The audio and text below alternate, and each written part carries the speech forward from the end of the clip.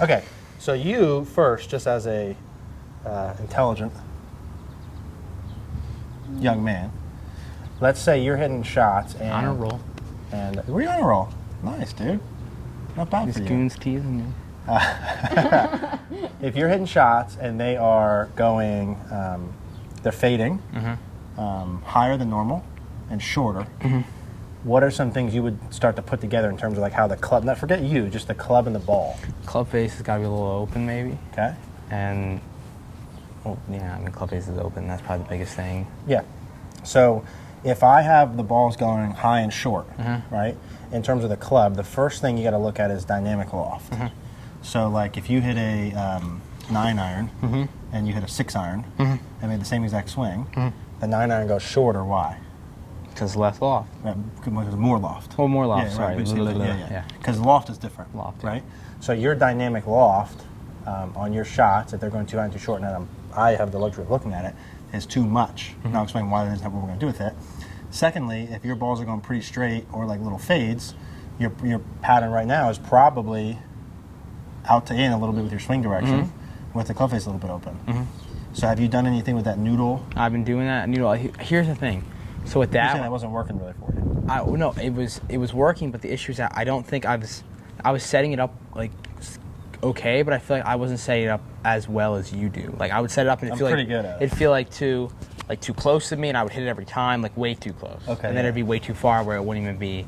So we're gonna go over how to set that up. It was more like a better setup, and I feel like We'll go over how to set up, and then if that we can go over different ways to do it. That's not the only way. You know what I'm saying? We can go other options like that. Your swing direction on that last driver there is aids. Was 6.1 to the left. Right? Your swing direction You're a guy. on all of these here is leftward. That's all. Leftward, yeah. I know. I'm trying to get in draws, going bro. downhill. No. So Everything is just going downhill. I told you that. We have to yeah, but this is easy, dude. It's just your path is too far left. Your swing direction is too far left. All of them.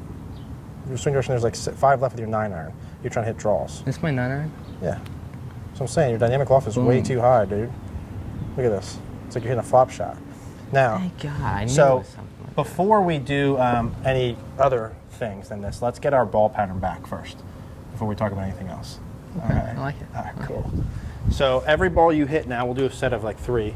Got to start right of the noodle. Got to curve left. And I'll say on the first one's got to go somewhere between the 150 and the 100. So you have a huge grid. I want this thing to like hook a lot. Where are you at? Hook. Hook. I never lost someone in a lesson before. Start right, curve left, hook. Got to finish between the 150 and the 100.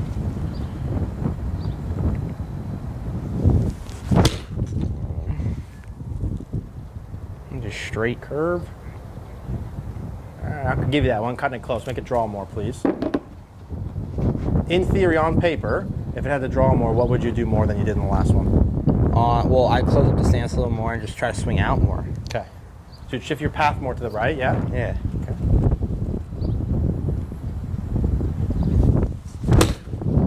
Go.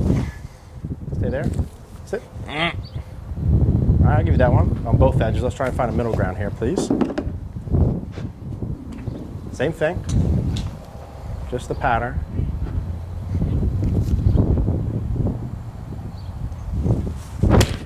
Oh, wow. Good. Just overdone again. So start right, curve left, and within that, hop off the mat, stand behind that track man, just to give your brain a look at that grid. Okay.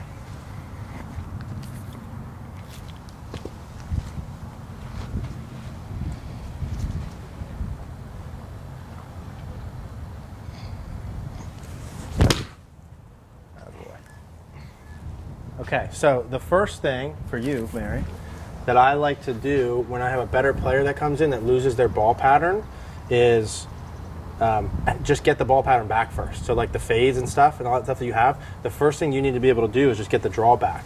But it requires you going this far in the beginning. Like the first 3 swings where you like push it too much, hook it too much, and then you find a middle. Yeah.